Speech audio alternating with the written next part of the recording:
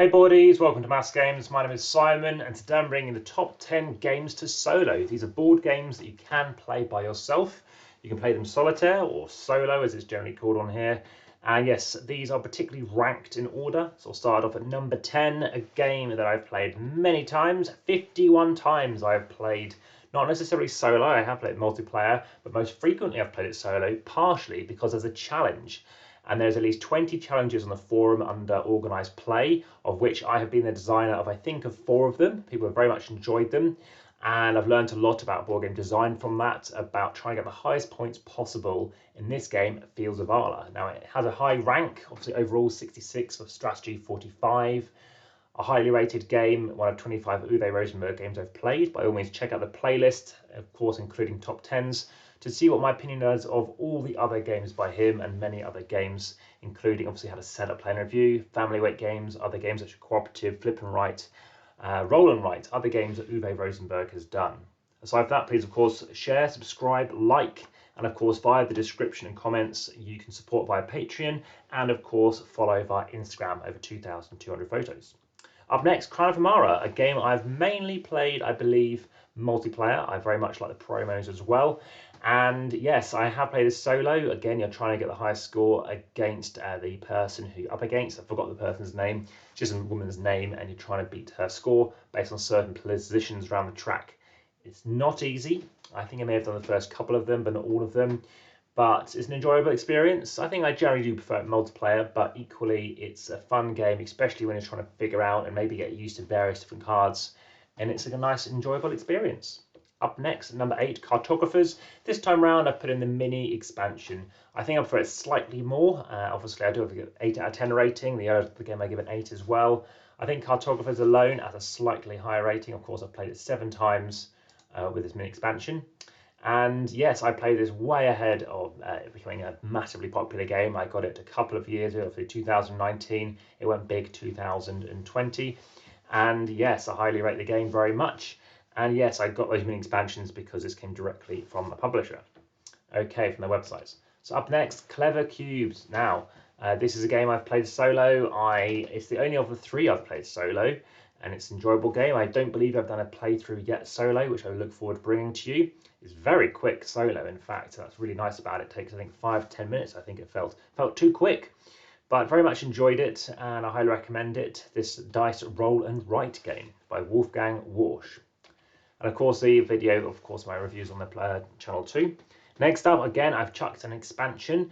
I enjoyed playing particularly with this expansion, amongst others. This one called Self-Replicating Robots promo card.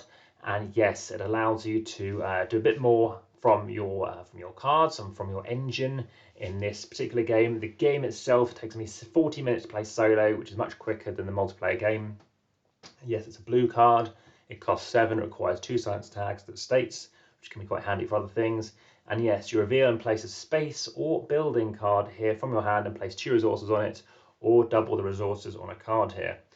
The effect is, as per the thing here, is cards can be played as if from your hand, from your cost, so reducing the number of resources on it. Highly recommend it, and yes, I've played it quite a few times. Up next, Zombicide. Now, the first Zombicide I've completely played all the way through solo. I have played multiplayer, 17 logged plays as well, so it's quite high. And yes, I played through, obviously, base Zombicide. It's one of the games that kind of got me into modern board games to a degree, the original Zombicide, back in around 2011. When I started playing a lot more frequently, when I played it as a 6, a lovely painted copy. Very much enjoy this one. And of course, some things they've improved on, some things they haven't, strangely enough. But again, both games I've played at least 10 times. Very much enjoyed it. Very nice zombie-themed game. Very great cooperative game as well. So this game, it's an escape room game. It's a game where you can normally, well, I would normally play it multiplayer. I've played most of them multiplayer, most of them about 17 now to date, maybe about 20 odd. And this particular one was one of the first ones I played solo. I had a bunch of them, about 4 that I tried soloing. And so the first I tried, and I loved it. 9 out of 10. It was one of the hardest ones, bizarrely, for a 2 out of 5 difficulty. I think just getting used to playing it solo. I generally would recommend them cooperatively, and equally, the trouble with that is someone could spot something first. A bit like the unlock games as well. Either way, 9 out of 10. Yes, I do. It was a previously owned game. I have passed the game on. and other people are now playing it. But I really enjoyed this one. I found it very thematic and great puzzles, and that's just difficult to keep standing out, by Inka and Marcus Brandt. Up next, Axio. Now, I initially put Axio Rota. I do prefer Axio, especially solo, and it's very addictive. I played 7 games back to back of this game. Very much enjoyed it. We'll just go through to click on Axio Rota. 31 log plays. Now, of course, this one I've only played 18 times. It's a game I gave, an 8 out of 10 to as well. But for me, as you can see, I've got a much higher rating for Axio. It takes slightly longer than Axio Rota to play because it's not just 12 tiles or so. So there is something to bear in mind, but I very much enjoy it. Highly recommend it. And it's a game that when you look at it, you go, ugh, do I want to play this? And like Clan of Mora, it's a big surprise by Pegasus Spieler. You can also find this in the Pegasus Spieler playlist as well. Up next, Dizzle. Yes, I've played this solo. I've played it mostly multiplayer, but it's not a bad game at all to play solo as well. And for that reason, it does stay on this list. Of course, I'm not suggesting you get this list purely based on the top 10 games to solo, but the fact is you can play the multiplayer as well. So there are many games I'm keen to try actually solo. There's actually a variant on Azul that you can try solo, which I haven't done yet. I'll see what other people think of that first. And let's move on from another roll and write to my favourite roll and write, and has been my best game of all time, and some particularly is a game that, like I said, I haven't necessarily liked every single year. Especially when I first saw it, it doesn't look the most interesting, but it's another game by Inka and Marcus Brandt. Yes, very high rating, I've got a 9. Every single game of all 2000 old I've played, yes, there has been a negative. There's something about them.